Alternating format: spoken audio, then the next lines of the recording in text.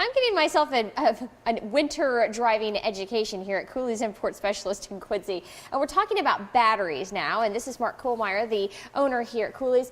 One thing that I don't know much about, and most people don't, is batteries. And they tend to die during the winter. Why is that? Okay, the biggest thing is what we're going to talk about right now is the battery's been determined bad. Remember that a battery is equivalent to a quarter stick of dynamite. So you want to treat this thing with a little bit of loving care. So we've gone off, we've pulled the cables off, we've replaced the battery, we've put it together, and we get in and the car doesn't start.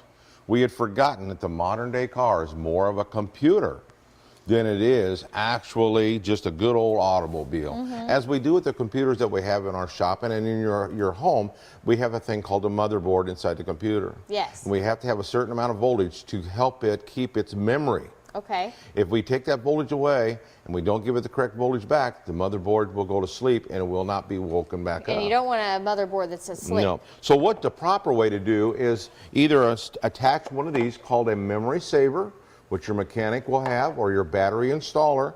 He'll put that inside the vehicle and it will keep the motherboard alive. And then you may replace the battery. If you don't follow these steps, such things can happen is you'll have to have it towed to the dealer to be reprogrammed. You will have possibly the radio will quit and you have to have a certain code, and if you don't have it, you've got to call your dealer to get the proper code. Or some of these vehicles will never idle again until they're relearned. So as with your computer at home, it has to have constant power. So does is true with your automobile.